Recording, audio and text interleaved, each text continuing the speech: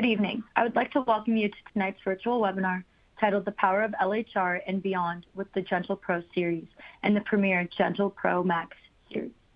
This information and photographs contained in this presentation are the property of Candela and its consulting healthcare providers and are provided for educational and discussion purposes only.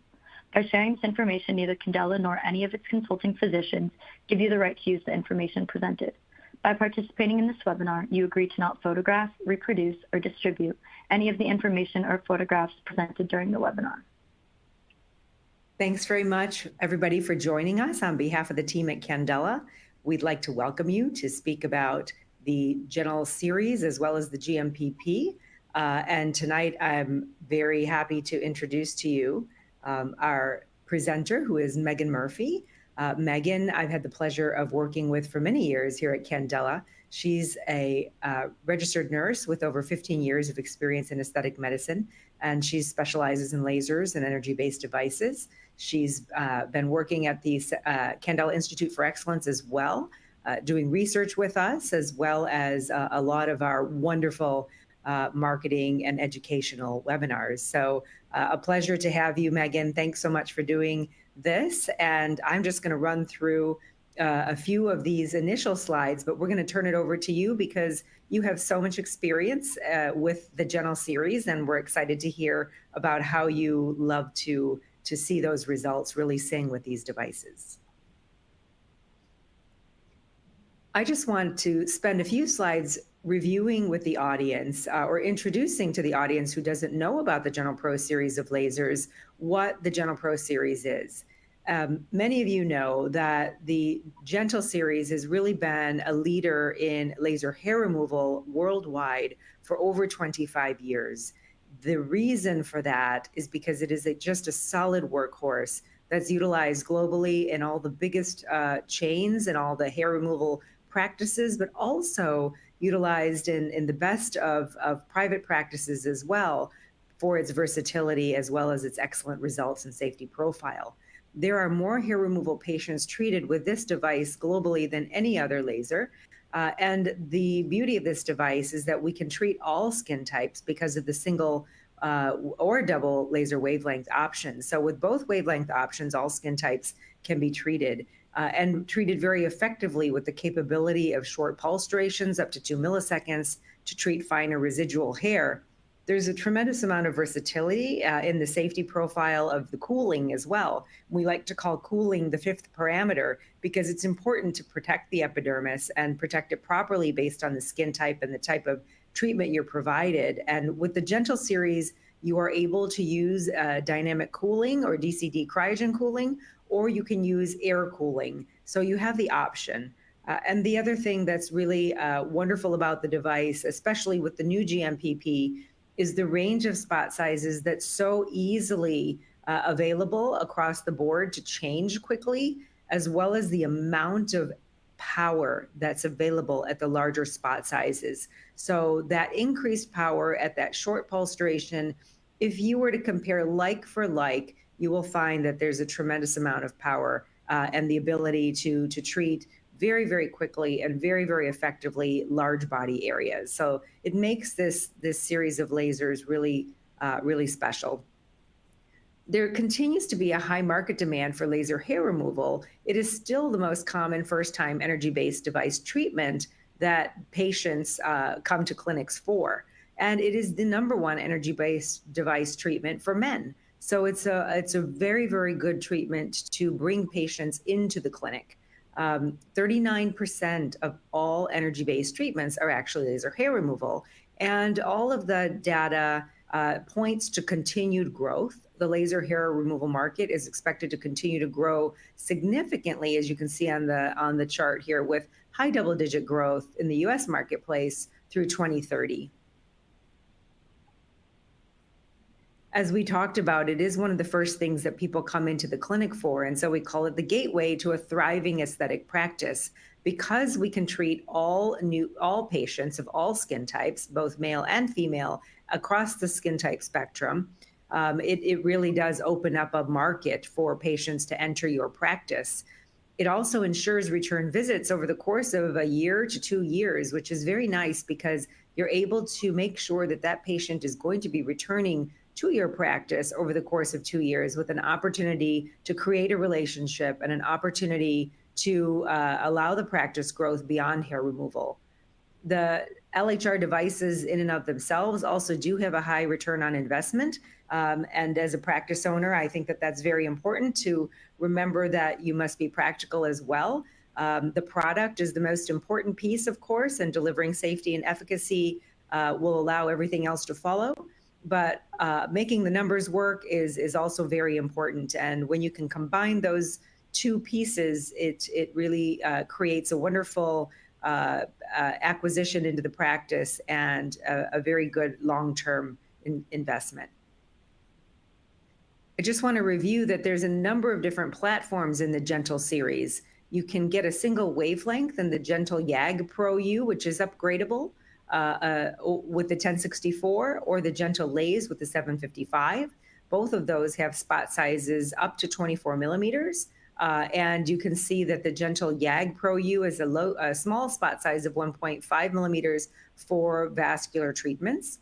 And then the GentleMax Pro, of course, has both wavelengths, the full spectrum of spot sizes, and a full spectrum of pulse durations from 0.25 milliseconds to 100 milliseconds. The GMPP, which is the newest iteration and the newest member of the family, has expanded capabilities with the 26 millimeter spot size, the same level of pulse durations, but more importantly, even more energy. And more energy with a larger spot size delivered at the right pulse duration allows for the most efficacious hair removal treatments, period. Along with the ability to, of course, be fast and quick and allow your providers to breeze through the treatments quickly, freeing up that space in the room and not tiring the providers out with that higher rep rate. So many, many different practice profiles across the board that this series fits. I do want to talk about the cooling. And as I mentioned earlier, there's the ability to do ACC or air cooling, but also dynamic cooling or cryogen cooling. And the beauty of cryogen cooling, which is a cooling type that I prefer, myself in practice, is because it is very consistent for every provider. You cannot, you don't have to rely on differences in the amount of time that you are spending on the skin to cool the skin. It's already set for you by the machine. It does create comfort for the patients, and it is cost effective for that safety profile. Just to review, the GMPP, which is the premier device, the GentleMax Pro Plus, has both wavelengths, the Alexandrite and the YAG, to treat across all skin types. A wide variety of pulse durations, actually going to 0.25 all the way to 100 milliseconds, higher fluences, faster rep rates, the capability of DCD or ACC, and it's a beautiful, fresh new look. This is the piece that, as a provider, I'm very focused on. 28% more Alexandrite energy, which allows for the large spot sizes to be incredibly useful in more than just the first or second treatment, and 13% more ND-YAG energy. So these two pieces really make this device that much more useful. And in addition to be able to use it for laser hair removal, we use it often for treatment of pigmented lesions with the Alexandrite wavelength, and treatment of vascular lesions. And particularly with the ND-YAG wavelength, I use it quite a bit for onychomycosis, as well as generalized facial treatments for wrinkles, diffuse redness, and then, of course, for blue vascular lesions. And with that general introduction, I want to turn over the more specific clinical slides to Megan, so Megan can go through some of dive into a little bit more detail what the GMPP or the Gentle series has. Turning it over to you, Megan. Okay, thank you.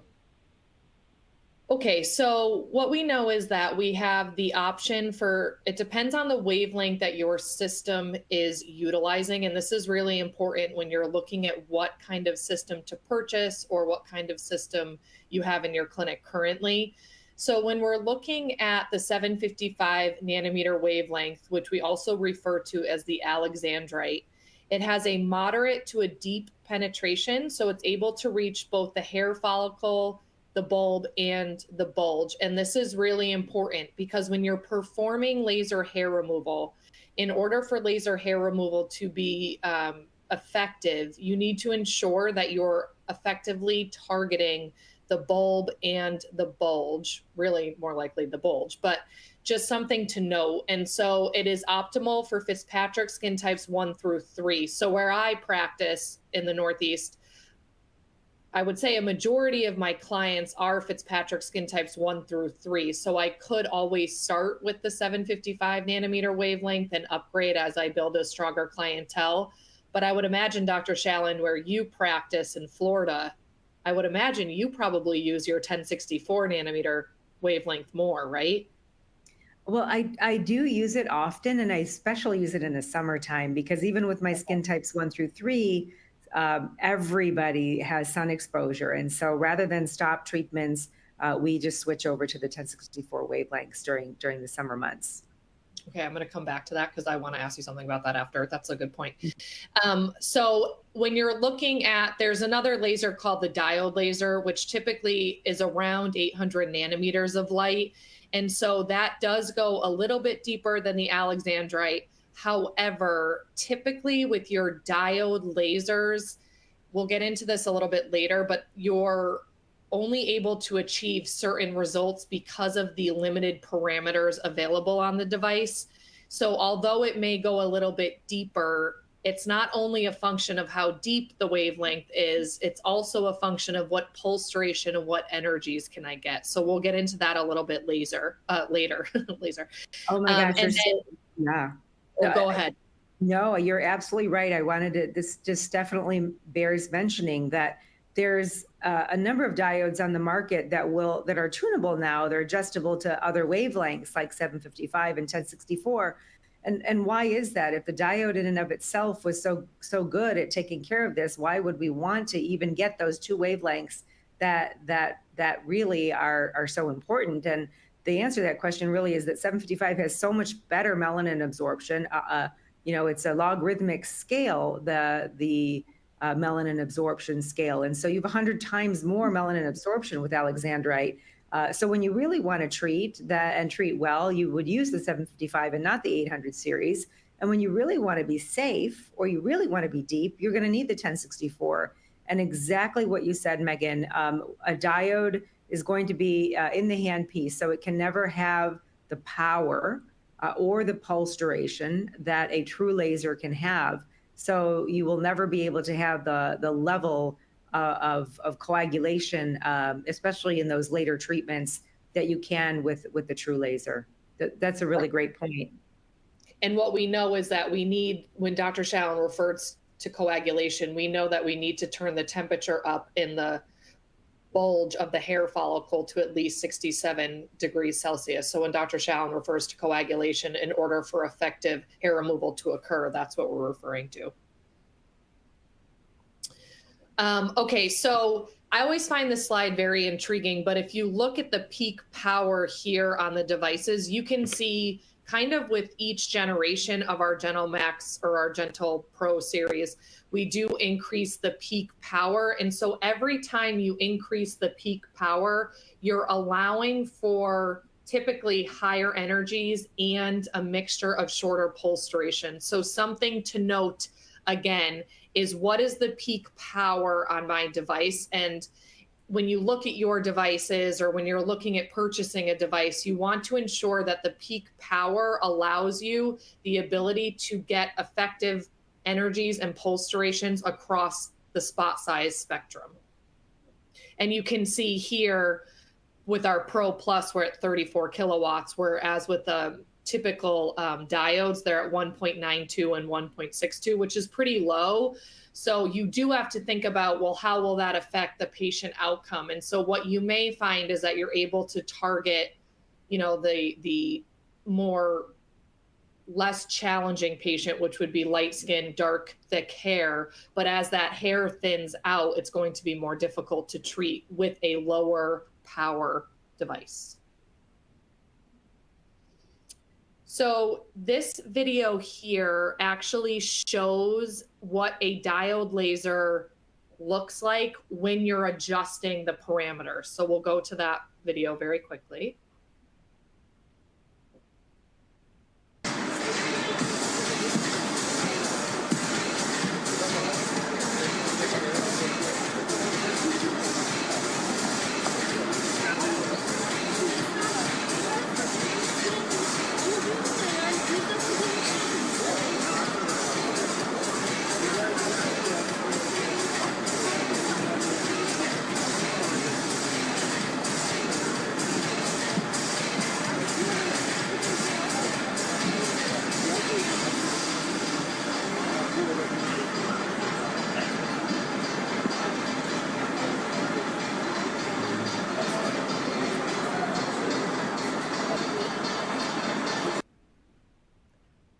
Okay, so you can see there that when they are adjusting the parameters, you're only able to get high fluences with high pulsations.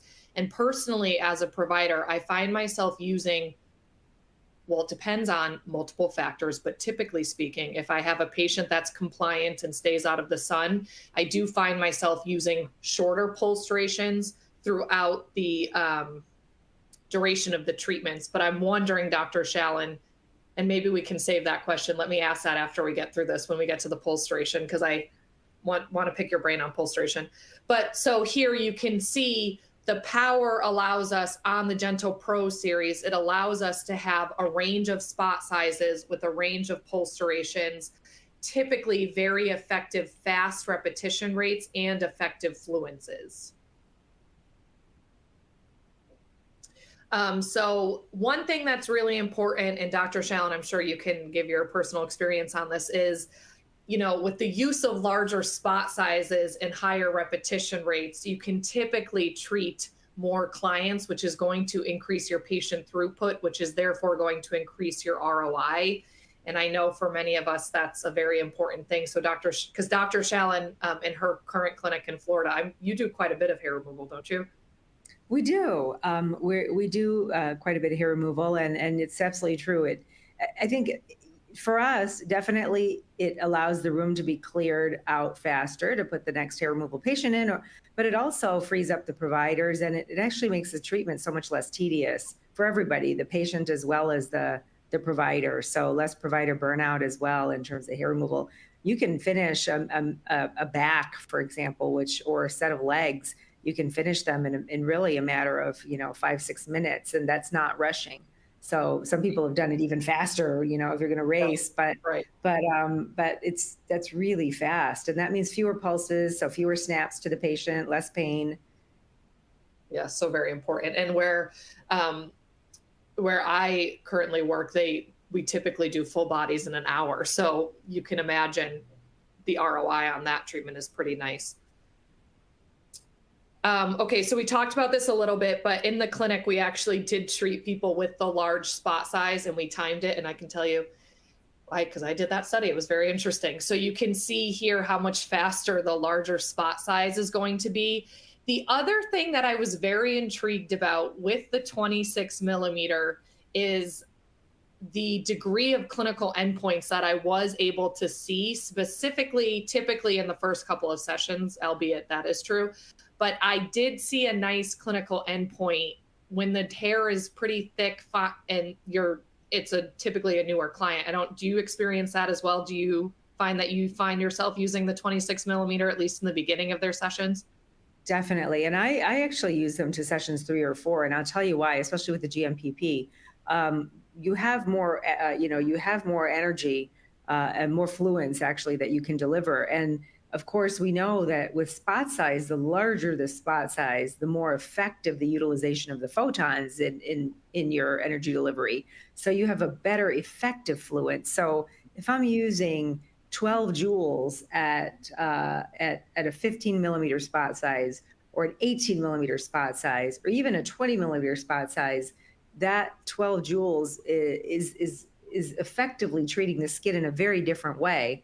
But if I'm using 12 joules at 26 millimeters, I'm utilizing much, much more of that energy in that spot size. So there's less scattering in a 26 millimeter spot size. So that's why we're seeing such great parafollicular edema at 26 millimeters, because that effective fluence is far more useful with the larger spot size. And also there's, the larger the spot size, the better the depth of penetration.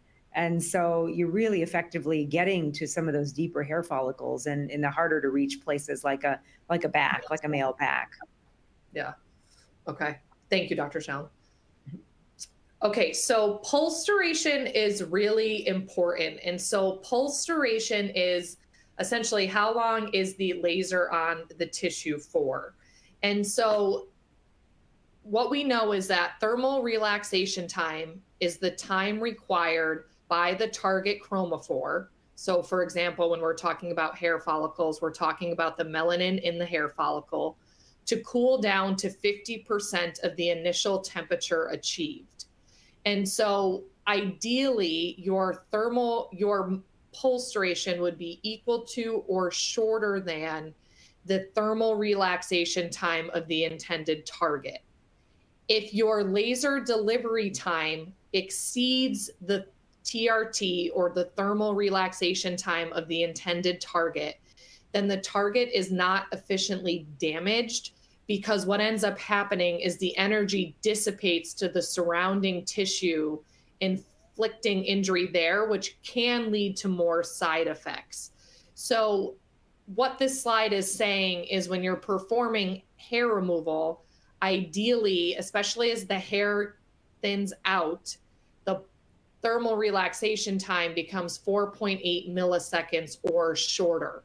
So you want to deliver effective fluences over pulse durations that are at least shorter than 5 milliseconds, because this will allow you to effectively cause that temperature degradation in the follicle without diffusing to the surrounding tissue. So in a patient that you're treating and you're not necessarily, they're a very compliant patient, they haven't been in the sun and their hair has started to thin out, this is where you would look at shortening your pulse duration. I am interested, Dr. Shallon, to see your thoughts on pulse duration and YAG when you're talking about your summertime treatments. What do you typically do in that case? Sure. And this is, this slide mentions one thing, but I think the bigger topic here is actually a pulse duration being so long that it's not targeted enough to coagulate the follicle. So for the Alex or the YAG, putting something at 30, 40 milliseconds, like we saw in that video, is really heating the follicle, but maybe not coagulating the follicle. So you don't get to that temperature, the coagulation temperature that you need to really effectively finish off the follicle. And that's what's so important in those diodes or in the other devices that maybe make you increase that pulse duration. So these shorter pulse durations are very important. You need a longer pulse duration, Alex or YAG, when you're treating a target that's larger than 100 microns. So when you have initially thick hair, sure, it makes sense to be at 20 milliseconds or 10 milliseconds in those patients initially when it's thick and it's a lot of hair. But you're quickly moving to 5, 3, and 2 milliseconds then to get some of the finer hair and to get it effectively at the right fluences. It's so important that you have the right fluence as well. So you asked about YAG, and we don't really change our pulse duration when we're using YAG too tremendously. We may lengthen it a little bit, but we don't want to lengthen it so much so that it's really not coagulating the follicle. And because there's very little melanin absorption with the 1064 in the summertime, I find it useful at the right temperatures, at the right energy delivery with the right pulse duration to actually get to that coagulation. Right. And I think what's really important, and for some reason, I find this especially when I'm training in the field, people are a little bit hesitant to adjust the pulse duration. But to me, the pulse duration is one of, if not the most important parameters. So do kind of consider, if you're not seeing your desired clinical endpoint, which should be, for example, when you're doing hair removal, the patient should report a rubber band snap. They should not feel any lingering heat. You want to ask those questions to gauge, do I need to adjust my pulseration? Now, when you're talking about pigmented lesion treatments, you're looking for a darkening of pigment, which I typically keep my pulseration around 3 milliseconds. Dr. Shallon, when you're doing pigment, have you done any 2 millisecond pigment treatments?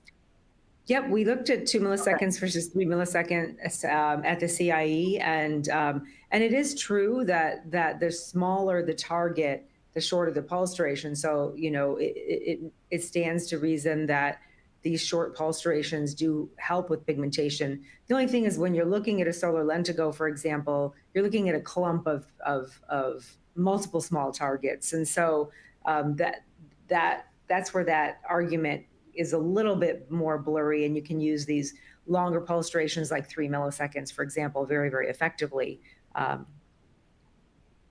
Yeah, I think the only time I shorten the pulse duration is when the pigment is so light that it's like usually the second or the third treatment, because I will do that occasionally on women's arms if they're very fair skinned. I'll go to 2 milliseconds.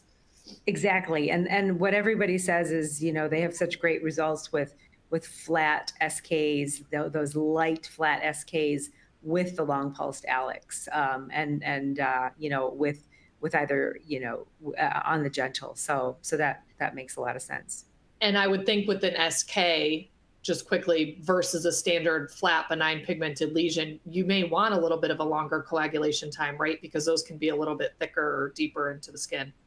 If they're raised, if they're not the flat ones, then that is true. Yeah.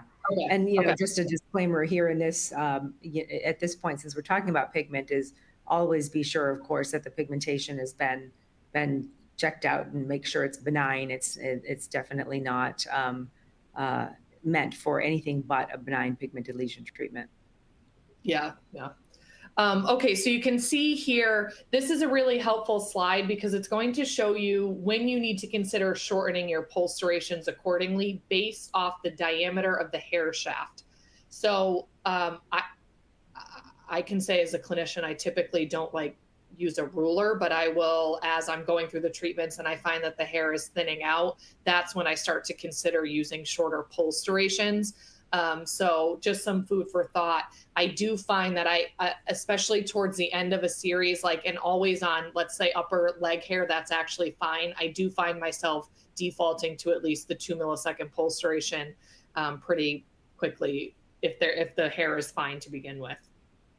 Absolutely. I think these very, very short, under 2 millisecond pulse durations, we see some improvement, but again, you've got to coagulate the follicle. So it depends on the size of the follicle. Right.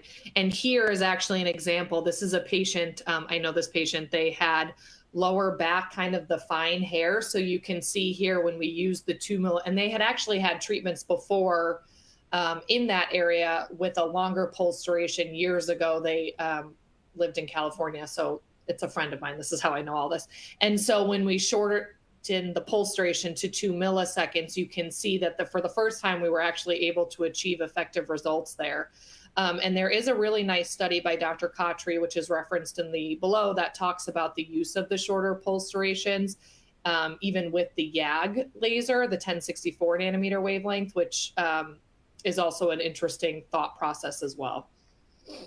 Yeah, but again, I definitely want to caution that those very, very short pulse durations aren't helpful unless they have the right fluence. And so the gentle specifically is so important because though we don't recommend lower than 2 milliseconds, it's because of the amount of fluence. It's important to make sure that you can have the right pulse duration, but if you don't have the right fluence to effectively coagulate that follicle, you will not achieve that permanent hair reduction. So, but this 2 millisecond study showed overall a 10% reduction beyond 3 milliseconds for resistant fine hair, and that data was reproduced by a group in Hong Kong as well. It found a similar 10% reduction beyond the 3 millisecond pulse duration in patients who had had previous treatments. Which is pretty, 10% is somewhat significant when you think about the degree of patients that you do see with that finer hair. It's not usually as typical as, so that's interesting. Thank you for sharing that. So you can see here, again, this is just a before and after of that a little bit close up. So you can see This is a man's back. Although here, I think I would have used, to start, at least a longer pulse duration. What would you have done, Dr. Shallon? He, and I mean, he doesn't seem terribly thick. So I probably, I might have started at 5 milliseconds if he's thicker, but I don't know. Right? What's that? I don't think I'd go right to 2 on him. I probably wouldn't have. Again, I can't see exactly how thick he is, but he doesn't seem super thick either. No. I would have. Yeah. Because again, you can create this incredible burst if the pulse duration is too short. But what you're trying to do is get that heat travel through the follicle to the bulb and the bulge, as you mentioned earlier, and coagulate that. And so you need to get it down there at the right temperature, not just extract mechanically the hair shaft. Right. Okay, so it is really important when we're talking about treating a wide variety of skin types. The first parameter you really have to consider is the wavelength you're using, deemed appropriate for that skin type. And so when you have the GentleMax Pro Plus, or you have the Pro, which has both the 755 nanometer and the 1064 nanometer, the 1064 nanometer wavelength is an absolute necessity if you find yourself treating the variety of Fitzpatrick skin types. And so you can see here with this patient, which I always find interesting, not only did their presentation improve, but because we treated the underlying follicles as well, it looks like their skin overall improved as well. And so it really depends on your location and your practice. But I typically do find, especially if you're trying to be a leader in laser hair removal, you really do need both the 755 and the 1064 nanometer wavelength, because this patient I would only treat with the 1064 nanometer wavelength. Absolutely. For skin type as well as skin condition here. And you can see this patient also has that same skin condition. And so you need that correct wavelength as well as the lengthier pulse durations of 10 to 20 milliseconds in the initial treatments. Right. That's a good point. Thank you, Dr. Shallon. Okay, so this is actually one of the patients from the CIE at Candela CIE. And so she's a Fitzpatrick skin type 6, and she's a little bit of a trickier case study because not only did she also have the follicular component, she also had a little bit of pigmentation around the follicle. So when I saw her, I started with a 1064 nanometer, 20 millimeter spot size. The fluence, I believe, was roughly 18 joules, and the cooling, I typically like the DCD. I agree with Dr. Shallon. I like the ability of the DCD to kind of set it and not necessarily forget it, but set it and not have to consider how long am I holding my handpiece there for pre and post, because all of it is electronically delivered. And I actually used a 10 millisecond pulse duration on her. And the reason for that is when I palpate the area, the follicles are actually pretty thick. So where you see some of that pigment is actually a little bit of a thicker follicular presentation. And so I used the 10 milliseconds on her to try to effectively coagulate a little bit of that thicker follicle. And she actually did get an effective endpoint because, well, I'm friends with her and she told me, and she's really enthused with her results thus far. So just some food for thought. Do you have anything to add to that, Dr. Shallon? No, I think that's great. Okay, so when we're talking about treating darker Fitzpatrick skin types, it is important to remember that darker Fitzpatrick skin types present with increased epidermal melanin and larger, more distributed melanosomes and more reactive fibroblasts. So you want to take that into consideration when you're treating. So when you're treating a darker Fitzpatrick skin type, you do have to remember that the epidermal melanin can create somewhat of a competing chromophore. So when you're talking about ways to decrease risk here, you want to consider using a longer wavelength, lower fluences, and you want to start typically with pulse durations of 10 milliseconds to avoid targeting the melanin in the epidermis.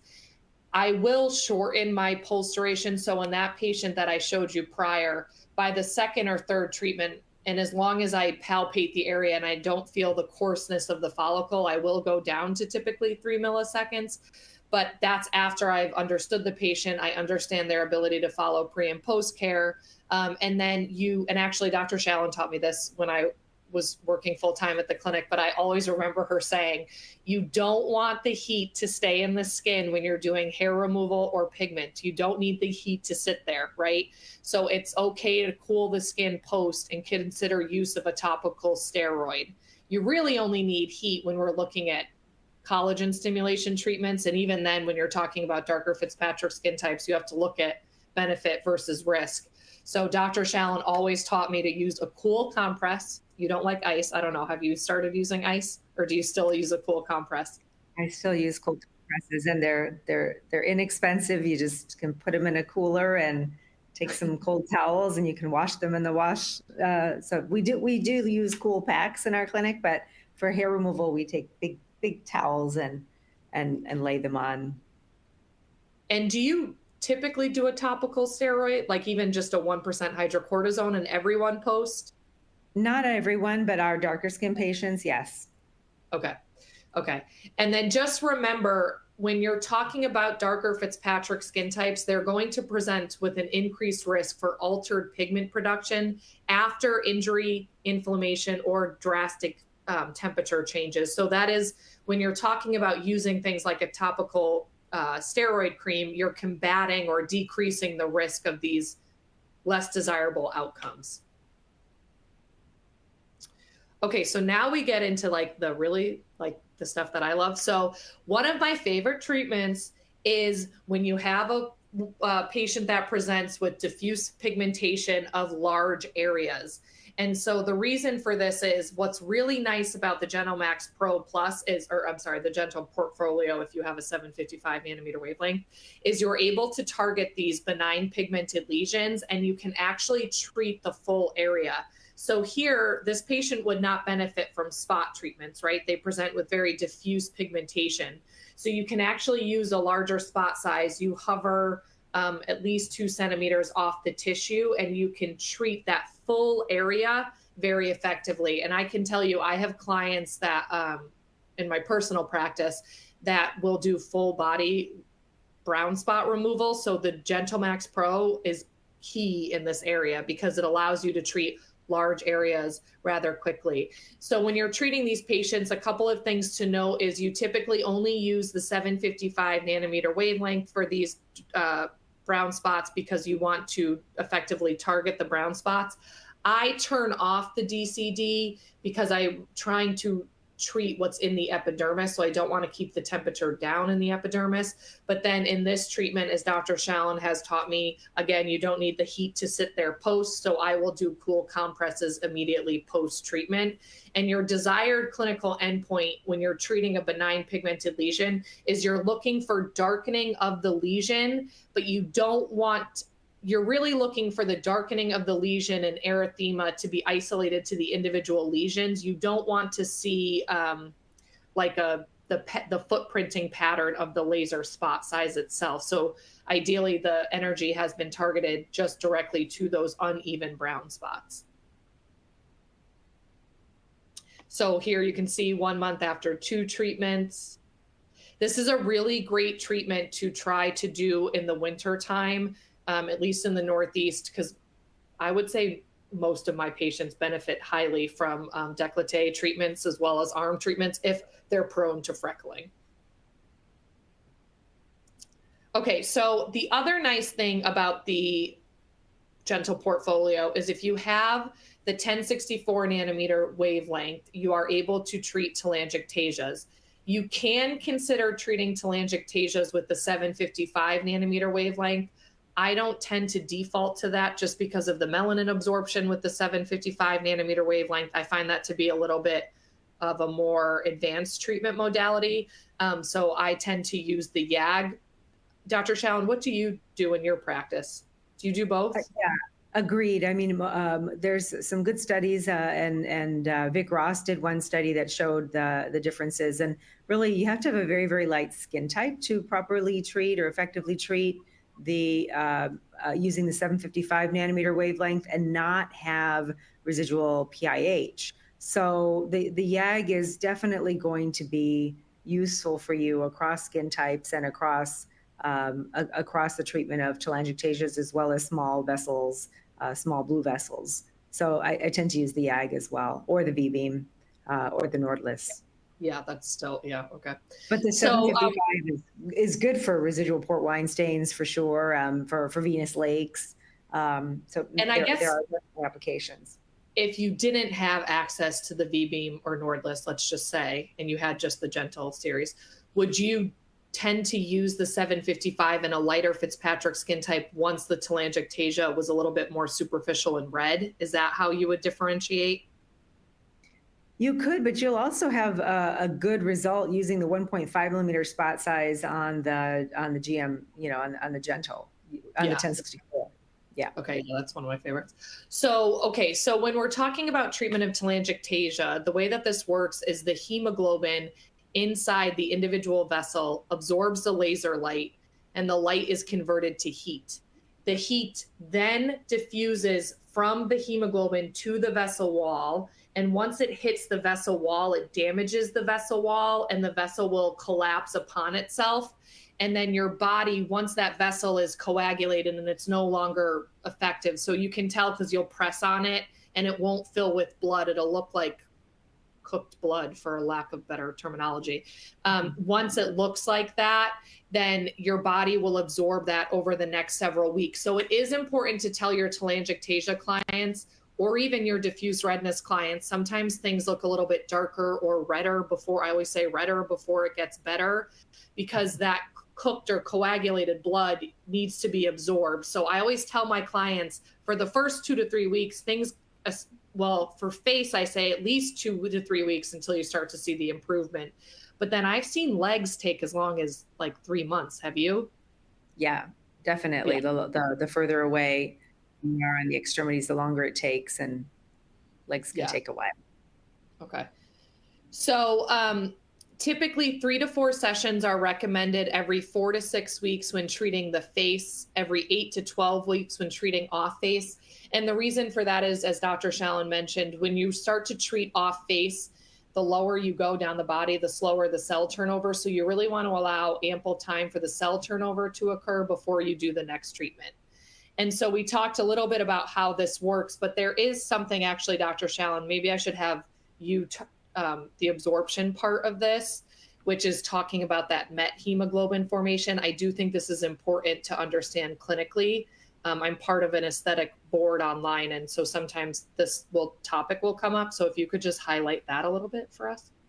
Sure, it's a temperature-induced change in the oxyhemoglobin, and you get this photo-induced oxidation process that turns the hemoglobin to met hemoglobin. So once you've used the laser to irradiate the tissue, you've reached a certain temperature, you have an oxidation of the hemoglobin. And so now you have a second chromophore because you've essentially created a second product or a second target, which is met hemoglobin. And so you can then get additional absorption from a different type of target. So you're treating 2 targets. So just something to be cognizant of. Once met hemoglobin forms, you want to be very careful. So after those first pulses, just be very cognizant. The way that I handle once met hemoglobin forms, because met hemoglobin is even more exponentially absorbed by the YAG, the 1064 nanometer wavelength, is I'll skip typically 2 spot sizes between each pulse and cool the skin post. Quick question for you, Dr. Shallon. When you're doing an individual vessel, I think you and I treat the same. So you start, let's just say you start at the top, you hit the middle, and then the end. Will you go back and clean up the bits in between, or do you wait until the second treatment to do that? I do wait till it's cooled off, but then I go back and treat some of those areas in between. Yeah. Okay. But it depends on the size of the vessel, but I agree. I would do a skip area, but with multiple, just skipping the area between pulses, 1 to 2 pulse widths between. And this whole, the met hemoglobin issue can be used to your advantage, or it can be used to your disadvantage. And so in this case, we're talking about the disadvantage, right? And so we're saying, don't pulse twice with 1064 because now you're going to have excess absorption. But we use it to our advantage when we, for example, do a second pass with V-beam, or when we pulse stack with V-beam, because with 595, we're not having, yes, we have a second chromophore. Yes, we're absorbing more, but we don't have that that very deep heat that 1064 can create with that 4 times absorption. So we're changing the heat with a different wavelength, and we're using it to our advantage. But Right. you're absolutely right. With the 1064, you would not be using it to yours or the patient's advantage. So you don't want to pulse stack or pulse too closely. Right. Thank you. Okay, so just some treatment tips for individual telangiectasias. I had the pleasure when I was working full-time with Candela, I actually was working alongside a vascular surgeon. So I found these very helpful when I was doing a training. So just something I wanted to let the public know about, I guess. But when you're treating leg veins, it's really important to understand if the patient has a history of chronic venous insufficiency. And we can't diagnose that, but what you can do is try to identify, is this patient going to be set up successfully? Because if they have a history of kind of this venous insufficiency or any of these vascular issues, they may not be an ideal candidate for treatment, or they may not have the longest lasting result. So I tried to differentiate some of this. I also will refer them out for an ultrasound prior if I feel the need to. Dr. Shallon, I think you do that as well, right? Absolutely agreed. Uh-huh. So just some things to consider if this patient comes to your clinic is the patient over 70 years of age? Are they a female? You want to ask if there's a family history of venous disease. Do they stand like nurses? We stand on our feet for very long periods of time. Does the patient report ache like or cramping pain? And is there a history of any leg swelling, pruritus, or a rash, or paresthesias, which is pain or numbness? You want to kind of look at all of those factors, because if they do present with that, I personally would ask them to get an ultrasound prior to treatment. And it just may mean that their valves within the vessels are prone to not working as effectively. So just some food for thought if you do decide to treat these clients. This is kind of the questions that I go through, as well as asking when the last time they had an ultrasound would be. Do you have anything to add? No, that's great. Okay, so here is a case study where we're treating an individual telangiectasia on the video. Now, sometimes I find when you're treating individual vessels, it's hard to get the video to show how effectively we're treating. But I just wanted to show you here, we did this actually at the CIE, and I use my drop-down menu accordingly. I measure the diameter of the vessel with a gauge. So you can see here, it kind of tells you what spot sizes to use, and then you can go ahead and use the settings accordingly. So one thing is I'll pulse, and then I look for the endpoint. So see how I'm pressing on it? I want to see, is the vessel filling with blood, or is that blood just coagulated blood that essentially is, again, cooked blood? And if it's not filling, that's a good indication. Now you can see here, she has a little bit of erythema within the individual vessels, as well as a little bit of swelling, which is fine, but you want to be careful with that. So when you see that, you want to use a cool compress post and or a topical steroid post. And you can see that I did skip the spot sizes in between. I really do think that's very important. So here we have a patient asking, I think I can do this now, Dr. Shallon, because it correlates with what we just talked about. If the patient has a chronic sun damage to the legs, often new vessels appear after lasering. What are your thoughts there? I'm assuming the question is about, why is that happening? And, Yes. and I think you probably addressed it by talking about the need to ultrasound the patient for possible venous insufficiency. If new vessels are appearing, there may be some venous insufficiency. If the leg is badly sun damaged, then we're talking about very elastotic skin, unhealthy skin, and clearly the body responds to any kind of injury by trying to create some neovascularization. So that may be another cause for vessels appearing after lasering.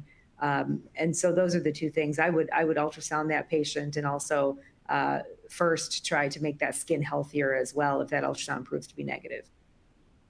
And then let's just say, in my personal experience, I'm not sure that I've seen laser hair removal. Have you seen that induced? No. Yeah, okay. I haven't, no. Okay, so here's another case study. Now, this is a combo treatment. Oh, sorry. There we go. So this is a combination treatment. So he had very thick reticular vessels. So I used the 1.5 millimeter spot size first, and I went after some of those thicker, bluer vessels on the GentleMax Pro. And then I believe after the second treatment, so at the third treatment, then I combined it with the Nordless PR530. And I was very pleasantly surprised with how long his results have lasted, because he is not the most compliant of patients, and he has this chronic, he responds to stressors of sunlight or vasodilators as dilating capillaries. So it was very interesting to me how long we were able to maintain these results post. So just some interesting food for thought. I really do like the combination treatment when I can see a little bit of the thicker vessels mixed with kind of that background diffuse redness. I don't know that I would do it. I did not do it in the same session though. I did wait so I did it after I did 2 sessions of the 1064 nanometer individual lesions, and then I switched over to the PR530. I don't think I would do YAG and PR530 in the same day. No, I agree. And you could eventually get to this by doing multiple diffuse painting technique YAG treatments, but the PR530 does it very, very quickly, of course. Yes. Okay, so now when we're talking about, so you have a couple of options with the treatment. So when we're talking about individual telangiectasias, we're talking about vessels that are visibly seen.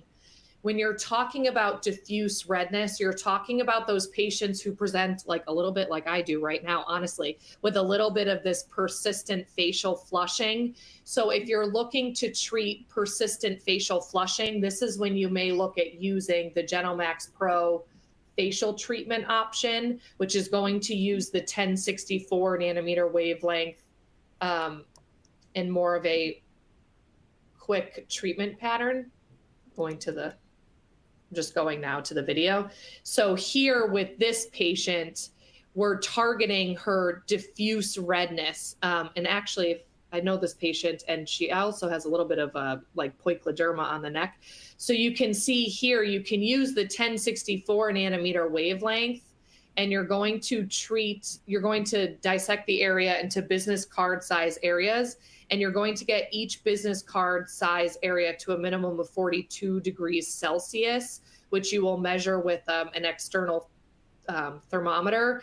And then you try to maintain it, for a minimum of 4 to 5 passes after you reach that temperature. And as Dr. Shallon alluded to, over time, you'll start to kind of effectively target those vessels that are feeding into the diffuse redness. So this is also a great treatment option. I don't find myself, I like this treatment a lot. And I also love this treatment, by the way, for preventative maintenance, for just collagen stimulation. But if you have a patient who has very strong rosacea, I still find myself defaulting to either the PR530 or the V-beam over this treatment. But I do think this has a great place clinically, especially in your clientele that is a little bit younger and is wanting to keep, I hear this all the time, the snatched jawline, if you will. I do think that this treatment is great prevention for that, as well as if you don't have access to a vascular laser, I do think there's clinically a place for that as well. Do you agree, Dr. Shallon? Yep, agreed. Okay, so now we're going to go to the benign pigmented lesion video. So again, this is actually kind of similar to the last treatment parameter, but when you're talking about treating benign pigmented lesions, you have 2 options.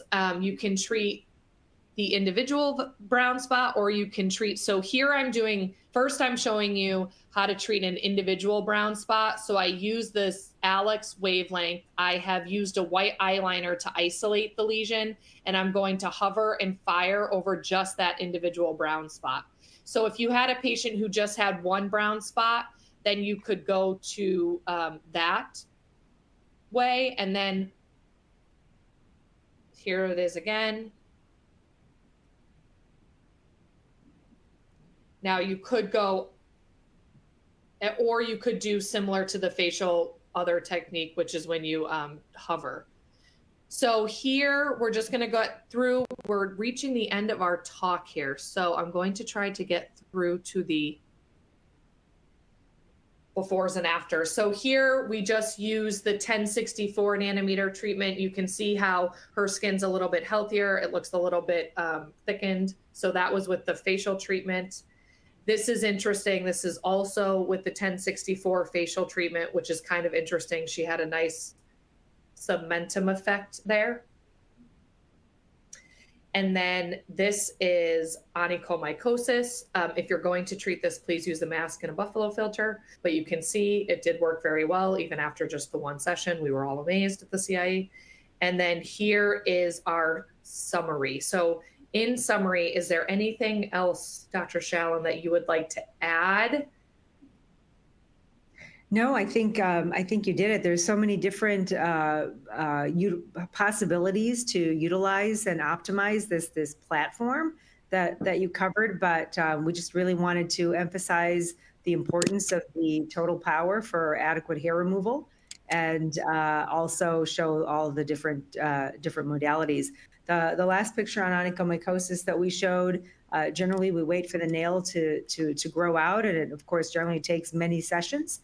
But if you want to read more about it, there's a good general article that is available in the journal Medicine on laser treatment of onychomycosis, and it's an open source article for those of you who want to just get on the internet and into PubMed. It's open, and you can learn more about why 1064 nanometers is a good wavelength to treat nail fungus. And I will just have time, because we're coming up to the hour, for one last question, and we've got a question about the laser treatment using YAG on leg veins. And the question is, would you use, or could you use 6 millimeters, 140 joules per centimeter squared with 20 milliseconds, and then cooling for a patient's first treatment? And I just wanted to answer that briefly by letting everybody know that it really does depend on the size of the vessel.